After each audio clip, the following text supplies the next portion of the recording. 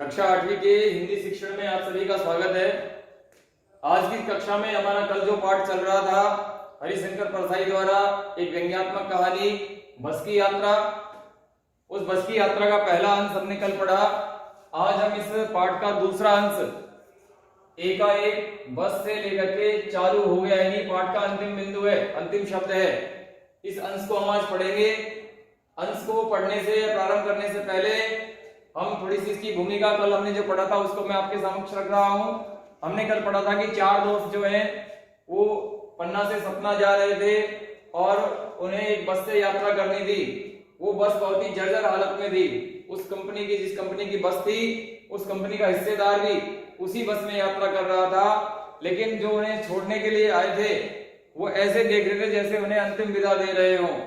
और इस तरह की व्यंग्यात्मक रचना को आगे पढ़ेंगे। उससे पहले हम इसके कुछ शब्दार्थ हमको देखते हैं जो अर्थ की दृष्टि से कठिनता लिए हुए हैं। देखिए ध्यान से, एकाएक का टूटा है अचानक, गोता यानी डुबकी लगाना, इत्तेफाक संयोग, क्षीण यानी मंद, प्राणांत यानी प्राणों का अंत, बियाबान उजाड़ जंगल या सुनसान स्थान को बियाबान कहते हैं, अंत्येष्टि मृतक कर्म, दाह कर्म या अंतिम संस्कार, इसे कहते हैं अंत्येष्टि, उत्सर्ग की भावना, बलिदान की भावना, प्रयाण यानी प्रस्थान यानी जाना, बेताबी यानी बेचैनी, और इत्मीनान की अर्थ होता है तसल्ली से या आराम से। तो ये कुछ शब्द हैं जो अर्थ की दृष्टि से कठिनता लिए हुए थे। ये आपके सामने श्याम पट्ट पर अंकित है। चलिए प्रारंभ करते हैं। बस की यात्रा की आगे की यात्रा में हम इसमें क्या देखेंगे कि इस बस में बैठने वाले, बस के चलने पर क्या क्या परिवर्तन होता है और क्या क्या व्यंग्य उनके बीच में उपजता है, उसी को हम देखेंगे। देखिए ध्यान से,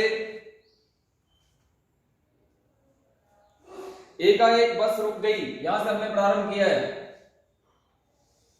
एकाएक बस रुक गई, मालूम हुआ कि पेट्रोल की टंकी में छेद हो गया।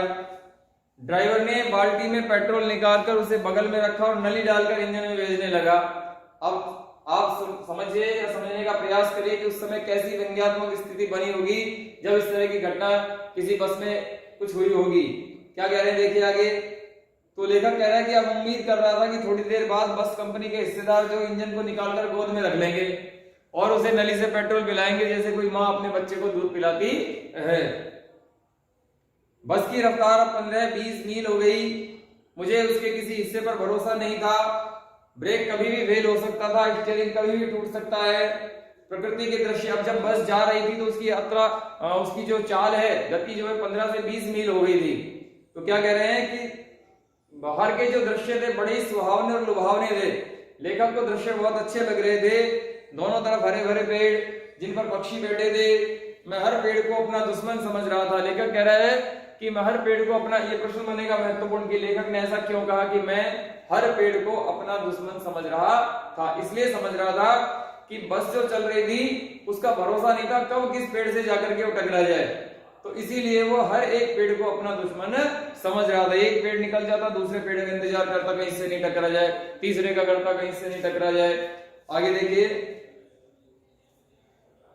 जो भी पेड़ आता डर लगता कि इससे बस टकराएगी, वह निकल जाता, दूसरे पेड़ का इंतजार करता। झील दिखती तो सोचता कि इसमें बस गोता जरूर लगाएगी, अर्थात बस इसमें कहीं न कहीं डूब जाएगी। गोता यानी डुबकी लगाना या गिरना। एकाएक फिर बस रुकी, बस फिर से रुक गई। ड्राइवर ने तरह तरह की तरकीबें की। तरकीबें का अर्थ होता है उपाय।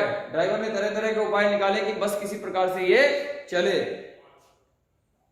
पर वह नहीं चली। सविनय अवज्ञा आंदोलन शुरू हो गया। लेखक कह रहा है कि अब हमें लगता था कि जो गांधी जी के जमाने की जो बस थी, इस समय तो बहुत जवान रही होगी, ये नई नवेली रही होगी, तो उस समय जो सविनय अवज्ञा आंदोलन हुआ था, बस ने अब वही सविनय अवज्ञा आंदोलन प्रारंभ कर दिया। सविनय का अर्थ क्या होता है कि विनय के साथ की गई अपना प्रयास, विनय के साथ किया गया अपना आंदोलन।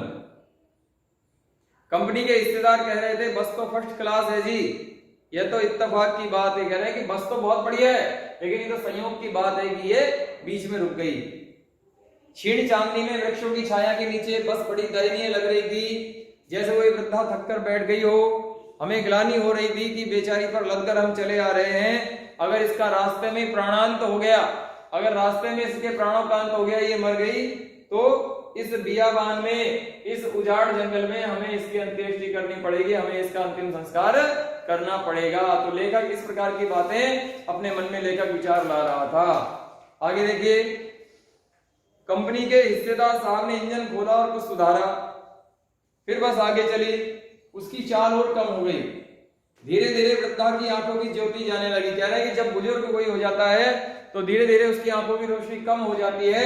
उसी प्रकार से धीरे धीरे बस की जो लाइट जल रही थी, वो लाइटें भी, उनकी रोशनी भी कम हो गई और धीरे धीरे करके एकाएक लाइटें उसकी बंद हो गई।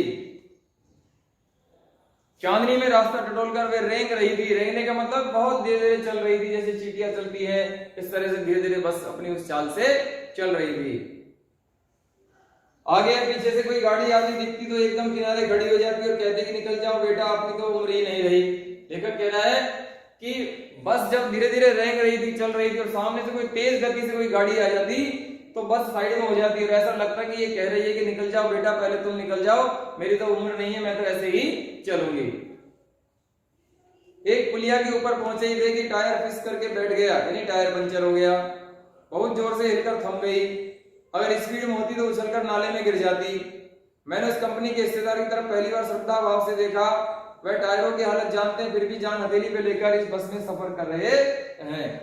उत्सर्ग की ऐसी भावना, उत्सर्ग होता है बलिदान, दुर्लभ है। दुर्लभ यानी जो बहुत कठिनता से देखने को मिले या बहुत कठिनता से प्राप्त हो। सोचा इस आदमी के साहस और बलिदान भावना का सही उपयोग नहीं हो रहा। इसे तो किसी क्रांतिकारी आंदोलन का नेता होना चाहिए।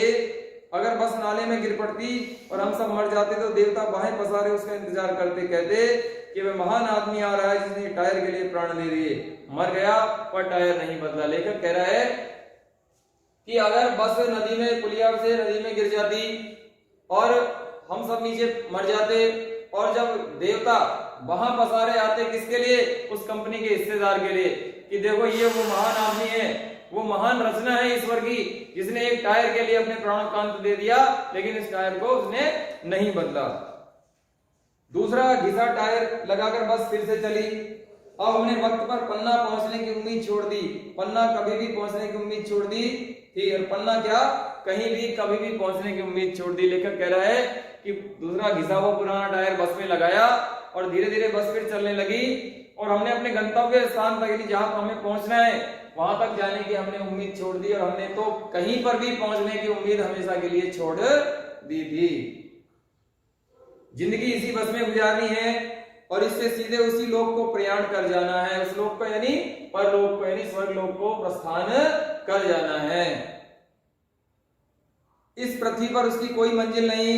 हमारी बेताबी, तनाव खत्म हो गए। हम बड़े इत्मीनान से, इत्मीनान नहीं, बड़े तसल्ली से, बड़े आरामदायक तरीके से बैठ गए। चिंता जाती रही और हंसी मजाक चालू हो गया। हंसी मजाक चालू हो गया, प्रारंभ हो गया। चालू यानी प्रारंभ होना, शुरू होना।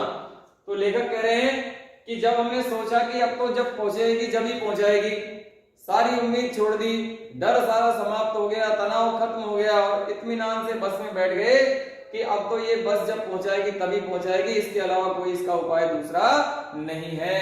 तो ये थी हमारी बस की यात्रा।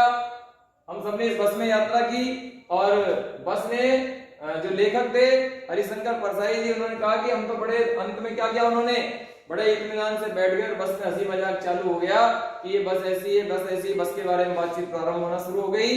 तो इस प्रकार से हरिशंकर परसाई जी की व्यंग्यात्मक कृति बस की यात्रा, इसका दूसरा अंश भी, यानी आज हमारे पाठ पूर्ण हुआ। आगामी कक्षाओं में हम इससे संबंधित प्रश्न उत्तर महत्वपूर्ण आपके समक्ष रखेंगे। तब तक के लिए पढ़ते रहें, प्रसन्न रहें। जय हिंद, जय भारत।